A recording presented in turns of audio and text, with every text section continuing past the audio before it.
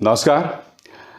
मोदी जी, चूंकि आप देश के प्रधानमंत्री हैं तो आपको लगता है कि आप देश की जनता के सामने किसी भी तरह की गलत बयानी कर सकते हैं, कुछ भी बोल सकते हैं, क्योंकि आप जानते हैं कि आप जो भी कहेंगे उसे चुनौती देने वाला कोई नहीं है। कल प्रधानमंत्री ने अपने पार्टी के सांसदों के सामने एक बहुत ही अजीबोगरीब बात कही। उन्होंने कहा कि 1981 से पहले महात्मा गांधी को कोई जानता ही नहीं था दुनिया में। 1981 में उन पर एक फिल्म बनी गांधी, और उस वक्त की सरकार को या उस वक्त के फिल्म मेकर्स को गांधी के बारे में 1947 के बाद या 1948 के बाद फिल्म बनानी चाहिए थी। ऐसा उन्होंने नहीं किया। 1981 से पहले कोई नहीं जानता था। दुनिया सिर्फ नेल्सन मंडेला और मार्टिन लूथर किंग को जानती थी। प्रधानमंत्री के इस बयान की सबसे अजीबोगरीब बात यह है कि जिन लोगों का वो जिक्र कर रहे हैं, यानी कि नेल्सन मंडेला और मार्टिन लूथर किंग, दोनों महात्मा गांधी को अपना हीरो, अपना आइडल, अपना आदर्श मानते थे। पहले मैं चाहूंगा प्रधानमंत्री का यह 30 सेकंड का बयान आप सुने, फिर मैं उसकी चर्चा करता हूं। सुनिए। सारी दुनिया मार्टिन लूथर किंग की बात करता है, सारी दुनिया नेल्सन मंडेला की बात करता है, लेकिन दुनिया गांधी की चर्चा बहुत कम करता है। अगर किसी ने उस समय हिम्मत के साथ काम करके महात्मा गांधी के जीवन पर एक पूरी फिल्म बनाई होती और दुनिया के सामने रखी होती तो शायद हम मैसेजिंग कर पाते। पहली बार एक विदेशी ने जब गांधी फिल्म बनाई और ऑस्कर के पुरस्कार मिला, तब जाके के दुनिया को पता चला गांधी इतने बड़े महान व्यक्ति थे। यानी कि मोदी जी, सिर्फ इसलिए क्योंकि आपको पिछली सरकारों की आलोचना करनी है तो आप देश के सामने इस तरह की गलत बयानी करेंगे, वो भी अपने सांसदों के सामने। जिस मार्टिन लूथर किंग और नेल्सन मंडेला की आप बात कर रहे हैं, दोनों ही महात्मा गांधी को अपना आदर्श मानते थे। और मैं आपको बताता हूं, जिस परिवार से आप आते हैं, यानी जिस संघ परिवार से, उस संघ परिवार ने किस तरह से महात्मा गांधी को लगातार टारगेट किया था। सबसे पहले दोस्तों, आपकी स्क्रीन पर मार्टिन लूथर किंग, ये मार्टिन लूथर किंग का इंटरव्यू है दोस्तों, जो मुझे मिला है। करीब 5 या 6 मिनट का इंटरव्यू है और ये 5 मिनट ये बता रहे हैं कि महात्मा गांधी के क्या मायने हैं।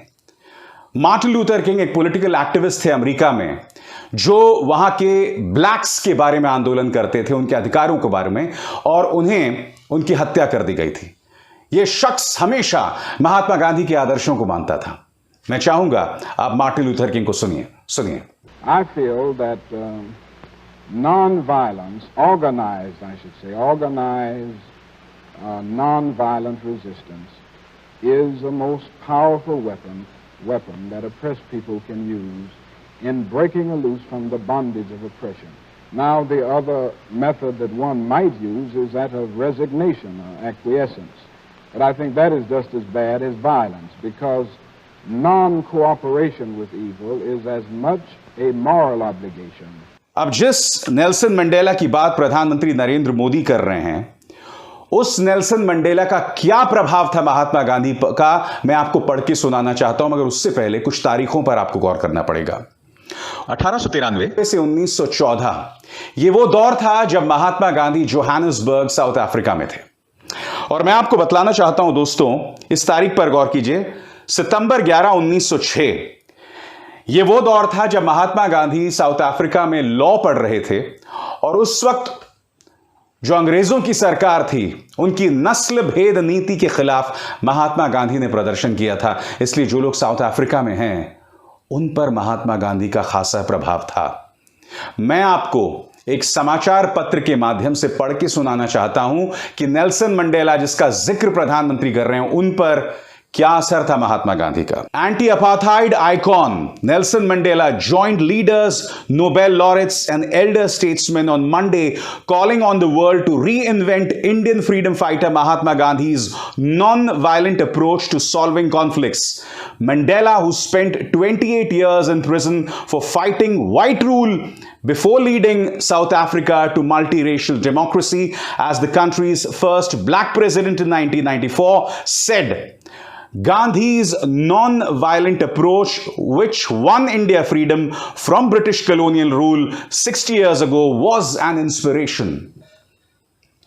नेल्सन मंडेला यहां कह रहे हैं कि महात्मा गांधी का जो अहिंसा का उनकी जो नीति थी, वो एक प्रेरणा दुनिया भर के लिए, और उसी की बदौलत भारत को 1947 में आजादी मिली थी। ये बात कोई और नहीं, नेल्सन मंडेला कर रहे हैं। प्रधानमंत्री नरेंद्र मोदी देश की जनता को यह बताना चाहते हैं कि 1981 से पहले महात्मा गांधी को कोई नहीं जानता था दुनिया में। महात्मा गांधी पर कई लोगों का असर रहा है दोस्तों।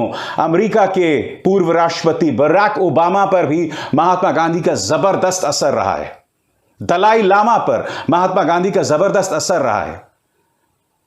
वो भूल जाइए दोस्तों, इजिप्ट में जब जैस्मिन रेवोल्यूशन हुआ था, ये तस्वीरें देखिए दोस्तों, जैस्मिन रेवोल्यूशन के पीछे की जो सोच थी वो महात्मा गांधी के सिद्धांत थे कि अहिंसा के दम पर आप अपने सरकार की ज्यादतियों के खिलाफ आंदोलन करें। और इसलिए महात्मा गांधी का असर जो है बेतहाशा था। इसलिए जब प्रधानमंत्री कहते हैं कि 1981 से पहले कोई दुनिया उन्हें नहीं जानती थी, यह अपने आप में गलत है, भ्रामक है। और प्रधानमंत्री नरेंद्र मोदी को यह शोभा नहीं देता कि वो प्रधानमंत्री के पद पर रहकर इस तरह की बातें करें। और नेल्सन मंडेला पर महात्मा गांधी का क्या असर था, मैं आपको पढ़ के सुनाना चाहता हूं। मंडेला ये मानते थे 2007 में कि महात्मा गांधी की का जो औचित्य है, उनकी प्रासंगिकता है, वो आज भी बनी हुई है। क्या कहते हैं? In a world driven by violence and strife, Gandhi's message of peace and non violence holds the key to human survival in 21st century. साफ तौर पर कह रहे हैं कि अगर इंसान को बचे रहना है मौजूदा दौर में जो हिंसा से घिरा हुआ है, जो अराजकता से घिरा हुआ है, तो उसे गांधी का दामन थामना पड़ेगा। और प्रधानमंत्री, मुझे आपको ये कतई बताने की जरूरत नहीं है कि आपके चलते ये मोहतरमा यानी कि प्रज्ञा भोपाल की सांसद बनी। ये नाथूराम गोडसे को देश का नायक मानती हैं। मैं नहीं भूला हूं, आपने एक इंटरव्यू में कहा था, मैं उन्हें कभी माफ नहीं कर पाऊंगा।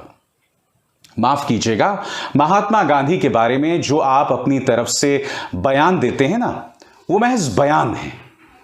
वो अंदर से पूरी तरह से खोखले हैं, क्योंकि आप ये बखूबी जानते हैं कि पिछले 7 सालों में गोडसे का, महात्मा गांधी के हत्यारे, इस देश के पहले आतंकवादी नाथूराम गोडसे का जो महिमा मंडन हुआ है, उसके नाम पर मंदिर बनाना, उसके नाम पर आपके सांसदों का पूजा करना, मध्य प्रदेश, उत्तर प्रदेश, आपके तमाम जहां भाजपा शासित राज्य हैं, वहां पर गोडसे की जिस तरह से वंदना होती है, ऐसा पहले कभी नहीं हुआ है।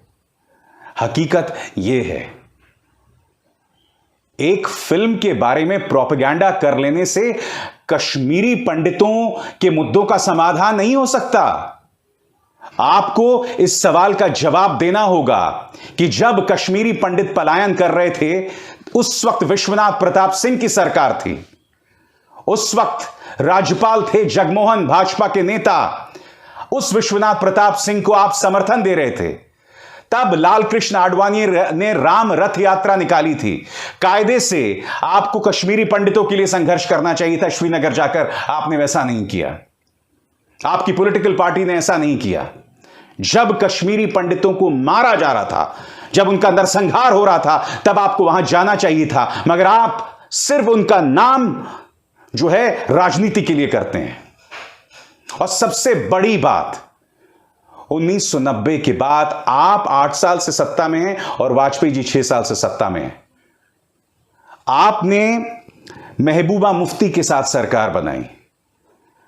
वाजपेयी जी ने हीलिंग टच की बात की, जिसकी मैं तारीफ करता हूं, मगर 14 साल में आपने ऐसा क्या काम किया मोदी जी कि कश्मीरी पंडित जो हैं वो वापस आ सकें? उनके नाम पर राजनीति करना बहुत आसान है, और उनके जरिए महात्मा गांधी पर यह गलत बयानी करना सरासर गलत है। मगर इस मंच का मकसद है कि हमारे राजनेता जो गलत बयानी करते हैं, उनकी हकीकत मैं आपके सामने लाऊं, और इसी तरह से मैं आपके सामने लाते रहूंगा। अभिसार शर्मा को दीजिए इजाजत। नमस्कार।